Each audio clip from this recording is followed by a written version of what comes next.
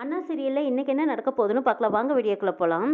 ரத்னாவுக்கு கல்யாணம் முடிவு பண்ணியிருக்கிறத சவுந்தரபாண்டி தெரிஞ்சுக்கிட்டு அதுக்கேற்ற மாதிரி ஒரு திட்டம் போட்டுட்டு இருக்காங்க. கல்யாணத்துல ஊரே கூடி மணமக்களை ஆசீர்வாதம் பண்றதுக்காக நிற்பாங்கல்ல, அப்பதான் அந்த குடும்பத்தையே அசிங்கப்படுத்தணுங்கிறாங்க சவுந்தரபாண்டி.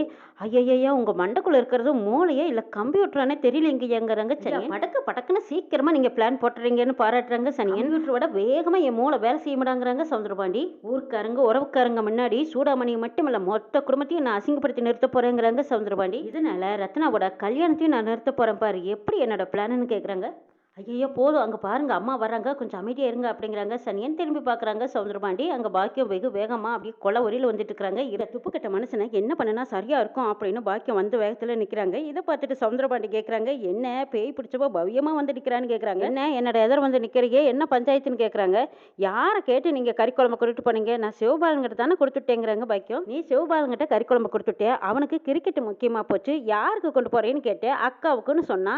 சரி என்கிட்ட கொடு, என்னோட மகளுக்கு நான் கொண்டு கொடுத்துட்டு வரேன்னு வாங்கிட்டு போனேன். ஆமாமா பெத்த பொண்ணு மேல ரொம்ப தாக்குற அப்படின்னு எஸ்கி சொல்றாங்க. ஆமா நீ அங்க கேளு, உன் அத்தை கிட்ட கேளு, அவ பெத்த பொண்ணு பரணிக்கு தான் கறிக்குழம்பு கொடுத்து விட்டாளான்னு நீ அவகிட்ட கேளுங்கிறாங்க சவுந்தரபாண்டி. வேற யாருக்குங்க கொடுத்துருப்பாங்கன்னு சனியன் தூண்டி விடுறாங்க. யாருக்காக கொடுத்துட்டான்னு நீ அவளை கேளு அப்படிங்கிறாங்க.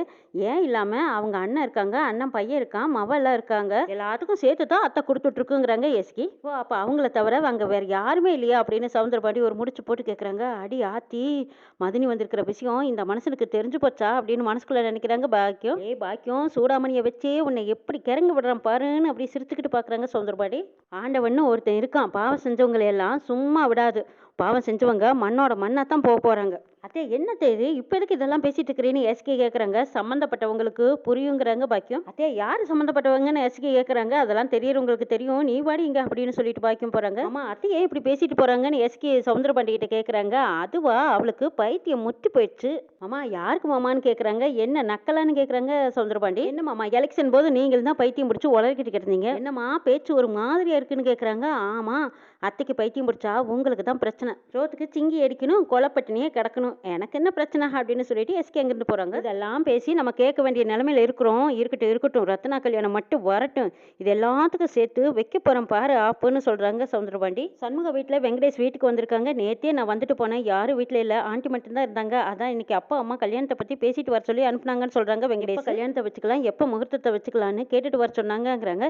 சரி நீங்க மட்டும் வந்ததுக்கு அப்பா அம்மாவும் கூட வந்திருக்கலாமல்லன்னு கேக்குறாங்க பரணி. இந்த விஷயத்தை கேட்கறதுக்காக அவங்களையும் ஏன் அலைய விடணும்னு தான் நானே வந்தேங்கிறாங்க. சண்முகம் அவங்களும் நாள் பார்த்துட்டாங்களாமே, அந்த நாளும் நல்லா இருக்குதுன்னு சொன்னாங்க, அந்த நாள்லயே முகூர்த்தத்தை வச்சுக்கலாங்கிறாங்க வைகுண்டம். அப்போ அவங்க பார்த்த முகூர்த்தத்திலேயே கல்யாணத்தை வச்சுக்கலான்னு சண்முகம் சந்தோஷமா சொல்றாங்க. மாப்பிள்ள உங்க அபிப்பிராயம் என்னன்னு கேக்குறாங்க. நீங்க எல்லாரும் சொன்னீங்கன்னா அதுவே சரிங்கிறாங்க வெங்கடேஷ். ரத்னா உன்னோட அபிப்பிராயம் என்னன்னு பரணி கேக்குறாங்க. ஏய் போடி, இதெல்லாம் என்கிட்ட போய் கேட்டுட்டு அப்படின்னு வெக்கப்படுறாங்க ரத்னா. அட பாருடா, இது வெக்கப்பட தெரியுங்கிறது எனக்கு இன்னைக்கு தாண்டி தெரியுங்கிறாங்க பரணி. இந்த வீட்டுல முறைப்படி நடக்கிற கல்யாணம் இது, அதனால எந்த ஒரு தங்கு தடையும் இல்லாம நடக்கணும் இந்த கல்யாணம். இந்த தடவை எந்த ஒரு தடங்களும் வராம இந்த கல்யாணம் நடக்குங்கிறாங்க சண்முகம்.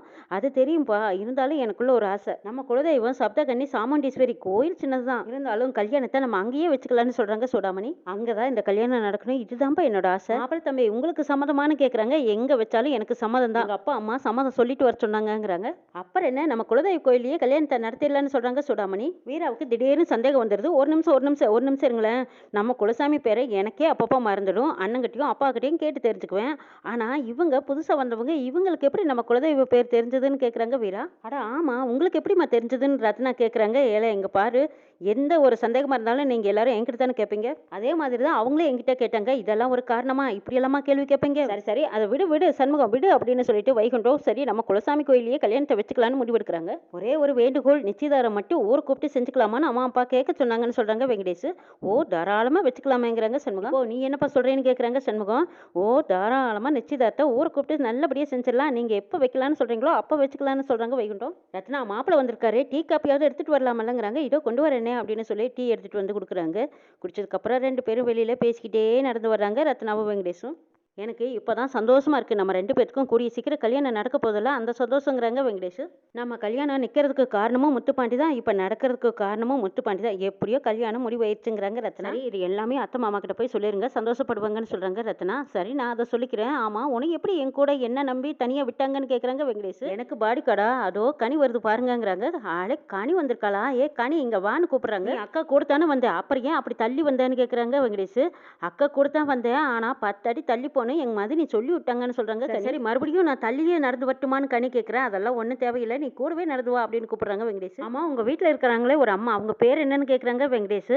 அவங்க பேர் நாங்கள் இது வரைக்கும் கேட்டதில்ல, அவங்க எங்கள் கூடவே இருந்ததுனால அம்மா அம்மானே நாங்கள் பேசிட்டோம், அவங்க பேரை தெரிஞ்சுக்கலைங்கிறாங்க ரத்னாவும் கனியும். அவங்க எங்கள் அம்மாவோட ஃப்ரெண்டு தான், ஆனால் அவங்க வந்ததுக்கு அப்புறம் எங்கள் அம்மாவோட குறையே தெரியல. கூட பழகினதுக்கு அப்புறம் தான் அம்மா இருந்தது நம்மளுக்கு நல்லா இருந்திருக்கும்னு அடிக்கடி மனசு ஏங்குதுங்கிறாங்க ரத்னா.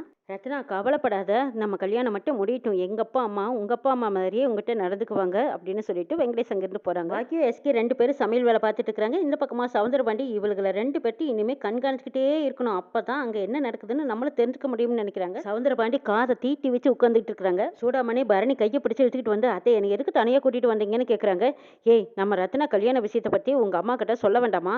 நம்ம முடிவெடுக்கும் போது உங்கள் அம்மாவை தான் கூட இருந்திருக்கணும், ஆனால் மாப்பிள்ளை திடுதுப்புன்னு வந்துட்டாரு, நாமளே என்னடா பண்ணுறதுன்னு செய்தியை சொல்லி அனுப்பிச்சாச்சு. ஆனால் முதல் தடவையா உங்கள் அம்மா கிட்ட தான் செய்தி சொல்லணும், முதல்ல அம்மாவுக்கு ஃபோனை போட்டு நானும் பேசுகிறேங்கிறாங்க. சூடாமணி இருங்கத்தை ஃபோன் போட்டு கொடுக்குறேன்னு பரணி ஃபோன் பண்ணுறாங்க. எஸ்கி போய் ஃபோன் எடுத்துகிட்டு வந்து பார்க்குறாங்க. அத்தை பரணி தான் பேசுகிறா, ஸ்பீக்கரில் போட்டுமாங்கிறாங்க. ஆமாடி போடு, என்ன தான் பேசுகிறான்னு கேட்கலாங்கிறாங்க பாக்கியமும் எஸ்கியும். சவுந்தரபாண்டியும் காத்திருந்ததுக்கு மோசம் இல்லை, அடடே ஃபோன் வந்துருச்சு, மாமியால் மருமகளை என்னதான் அவகிட்ட பேசுகிறாங்கன்னு ஒட்டு கேட்கலான்னு ஒட்டி கேட்டுட்டு இருக்கிறாங்க. அத்தை மாமாக்கு இதை ஒட்டி கேட்டுட்டா என்ன பண்ணுறதுங்கிறாங்க. அந்த ஆள் என்னைக்கு கிச்சன் பக்கம் வந்திருக்காரு, நீ ஸ்பீக்கரில் தாராளமாக போடு, தைரியமாக போட்டு பேசலாம் அப்படிங்கிறாங்க பாக்கியம். அதே மாதிரி எஸ்கி ஸ்பீக்கரில் போட்டு கொடுக்குறாங்க. பரணி என்ன விஷயமா ஃபோன் பண்ணின்னு எஸ்கி கேட்குறாங்க. ஏய் அம்மாவுக்கு ஃபோன் பண்ணா நீ ஏன்டி ஃபோன் எடுத்த, அம்மா எங்கே போயிட்டாங்கன்னு கேட்குறாங்க. அடியே உங்கள் அம்மா ஒன்றும் ஃபோனை தூக்கிட்டு போகல, பக்கத்தில் தான் இருக்காங்க, நீ பேசு, ஸ்பீக்கரில் தான் போட்டிருக்கேங்கிறாங்க எஸ்கி. வீட்டு வாசலில் பூக்கார் வந்துட்டாங்க. அத்தை நீ பேசிட்டு இரு, நான் போய் பூ வாங்கிட்டு வரேன்னு எஸ்கி ஃபோன் கொடுத்துட்டு போயிடுறாங்க. எஸ்கி பூ வாங்குறதுக்காக போனதுமே சவுந்தரபாண்டி இந்த பக்கமாக கிச்சன் பக்கம் கதவுக்கு பின்னாடி ஒளிஞ்சு நின்று கேட்குறாங்க. பரணி எதுக்கு ஃபோன் பண்ணின்னு கேட்குறாங்க. அம்மா உங்ககிட்ட அத்தை பேசணும்னு சொன்னாங்க, அதான் ஃபோன் பண்ணியிருக்கேன், நீ பேசுன்னு கொடுக்குறாங்க. பரணி என்ன விஷயம் சொல்லுங்கன்னு கேட்குறாங்க பாக்கியம். இல்லை ரத்னா மாப்பிள்ளை இன்னைக்கு திடீர்னு வீட்டுக்கு வந்துட்டாரு, அதனால உங்ககிட்ட எதுவுமே சொல்ல முடியலைங்கிறாங்க. அதனால என்ன நீ சொல்லுங்கன்னுங்கிறாங்க. மாப்பிள்ளை என்ன விஷயமா வந்தாருன்னு கேட்குறாங்க பாக்கியம். எல்லாம் கல்யாண விஷயம் தான், 2 தடவை கல்யாணம் தடைப்பட்டு போச்சு, இந்த தடவையாவது கல்யாணம் நல்லபடியாக நடக்கணும்னு அவங்க அப்பா அம்மா பேசிட்டு வர சொல்லியிருக்காங்க, அதான் மாப்பிள்ளை வந்துட்டு போறாருன்னு சொல்றாங்க. சூடாமணி பிடிச்சபடியா தேதியை சொல்லுங்க, நான் போய் உடனே அப்பா அம்மா கிட்ட சொல்லணும்னு சொல்லிட்டாரு, அதனால நானும் உனக்கு தகவல் சொல்ல முடியல, நானே தேதியை முடிவு பண்ணிட்டேன், வர வளர்பிறையில சதுர்த்தி திதியில கல்யாணம் வச்சுக்கலான்னு நான் சொல்லிட்டேங்கிறாங்க சூடாமணி. ஓஹோ அப்போ வளர்பிற சதுர்த்தி தான் கல்யாணமா அப்படின்னு சவுந்தரபாண்டி ஒட்டு கேட்டுட்டு இருந்தவங்க அப்படி ஒரு திட்டம் போட்டுட்டு இருக்கிறாங்க. இந்த பக்கமா மதினி என்ன நீங்க இதெல்லாமா என்கிட்ட கேட்கணும், நீங்க பார்த்து முடிவு பண்ணா போதாதாங்கிறாங்க பாக்கியம். கல்யாணத்தை சும்மா மண்டபத்துல ஆடம்பரமா பண்ணாம நம்ம குலசாமி கோயிலே வச்சுக்கலான்னு சொல்லிட்டேங்கிறாங்க சூடாமணி. கல்யாணத்தை ஆடம்பரமா மண்டபத்துல வச்சாலும் உன் வீட்டுக்காரர் இருக்கானே நாசமத்து போனவன், அவன் இந்த கல்யாணத்தில் ஏதாவது பிரச்சனை பண்ணிடுவானோன்னு எனக்கு பயமா இருக்குதுங்கிறாங்க சூடாமணி. இப்போ மட்டும் என்னவா களைச்சு விட மாட்டேன்னு நினைக்கிறேன், கண்டிப்பா களைச்சு விடத்தான் போறேன்னு நினைக்கிறாங்க சவுந்தரபாண்டி. மதினி அவர் கண்ணு கொல்லிக்கண்ணு மதினி, அவருக்கு தெரியாம தான் எதையும் பண்ணுங்கிறாங்க பாக்கியம். மாப்பிள்ளை வீட்டுக்காரங்க இந்த நிச்சயதார்த்தத்தை மட்டும் மண்டபத்தில் வச்சு விமர்சையா பண்ணணும்னு சொல்றாங்க, நிச்சயதார்த்தத்துக்கு அவங்களே நாள் குறித்து சொல்லுவாங்கங்கிறாங்க சூடாமணி. அத்தை என்கிட்ட கொடுங்கன்னு சொல்லி பரணி வாங்கி பேசுறாங்க. அம்மா அடுத்த முகூர்த்தத்தில் கல்யாணம், அதுக்கு முன்னாடியே நிச்சயதார்த்தம். ஆமா எங்க எஸ்கியோட சத்தத்தையே காணுமேன்னு கேட்குறாங்க பரணி. அந்த பக்கமா சவுந்தரபாண்டி திரும்பி பார்க்குறாங்க. ஐயோ பூ வாங்கிட்டு இவ வராளே, நம்ம நிற்கிறத கண்டுபிடிச்சா அவ்வளவுதான், மாமியார் மருமகளும் நம்மளை கரிச்சு கொட்டிடுவாளுன்னு ஓடி ஒண்டிக்கிறாங்க சவுந்தரபாண்டி. எஸ்கி பூக்காரர் வந்தாரு, பூ வாங்கிட்டு வர போயிருக்கா, இதோ வந்துட்டா பேசுன்னு கொடுக்குறாங்க பாக்கியம். வந்துட்டேன் ரத்னாக்கா கல்யாணத்தை பத்தியா பேசிட்டு இருந்தீங்கன்னு கேட்குறாங்க எஸ்கி. ஆமாண்டி எல்லா விவரத்தையும் அம்மா கிட்ட சொல்லிட்டேன், நீ கேட்டு தெரிஞ்சுக்கோங்கிறாங்க பரணி. ரொம்ப சந்தோஷமா இருக்கு, சரி போனை வச்சுட்டுமான்னு வைக்கிறாங்க. அத்தே இந்த தடவையாவது ரத்னாக்கா கல்யாணம் எந்த பிரச்சனையும் இல்லாம நானும் சாமி கிட்ட நீயும் வேண்டிக்கத்தேன்னு கேட்குறாங்க எஸ்கி. அதே மாதிரி பாக்கியமும் மனசுருக வேண்டிட்டு இருக்கிறாங்க. நீங்க எத்தனை சாமியை வேண்டினாலும் ரத்னா கல்யாணம் நடக்காது, நடக்கவும் விட மாட்டேன், நான் உள்ள வரைக்கும் நடக்காதுன்னு நினைக்கிறாங்க சவுந்தரபாண்டி. கல்யாணம் நடக்க போற வீட்டுல கருமாதி நடக்க போகுது, சூடாமணியோட கருமாதி. கல்யாணம் எப்படி நடக்க போகுது, சூடாமணியோட கருமாதி எப்படி நடக்க போகுதுன்னு நான் பார்த்து போடுறேன்ட்டு போறாங்க சவுந்தரபாண்டி. கனியன் வெங்கடேஷோட தாய் மாமாவை கூட்டிட்டு வந்திருக்காங்க. சவுந்தரபாண்டியும் அவங்களுக்காக எதிர்பார்த்துட்டு நிற்கிறாங்க. அடடே வாங்க வாங்க, நீங்க என்ன தூத்துக்கடையில ஒரு சின்ன பொட்டி கடை வச்சு வியாபாரம் பண்றதா நான் கேள்விப்பட்டேன். அட என்னையா பண்றது, எந்த வியாபாரமும் சரியா போக மாட்டேங்குது, தொழில எதை செஞ்சாலும் பெரிய நஷ்டீடா வந்துருது, என்னங்க ஐயா பண்றது ஒண்ணுமே சரியில்லைங்கிறாங்க. அப்படியே செஞ்சாலும் அந்த அளவுக்கு ஏறுங்க ஐயா எங்ககிட்ட பணங்கிறாங்க. ஆமாமா எனக்கு தெரிஞ்ச நிறைய பேர் தொழில் பண்றாங்க, அப்புறம் நஷ்டமாயிருச்சுன்ட்டு பணத்துக்காக என்கிட்ட வர்றாங்க, என்ன தேடி நம்பி வந்துட்டாங்கன்னா நானும் பணம் கொடுப்பேன், அதுக்கப்புறம் அவங்க வியாபாரமா ஓஹோன்னு ஓடும். உங்களுக்கு எப்பப்போ பணம் தேவைன்னு சொல்லுங்க நான் தரேன். என்னன்னா நான் சொல்ற வேலையை நீங்க செய்யணும், நானும் ஒரு வியாபாரி தானே, என்ன வேலைன்னு மட்டும் சொல்லுங்க நான் செய்யறேன்னு சொல்றாங்க வெங்கடேஷோட மாமா.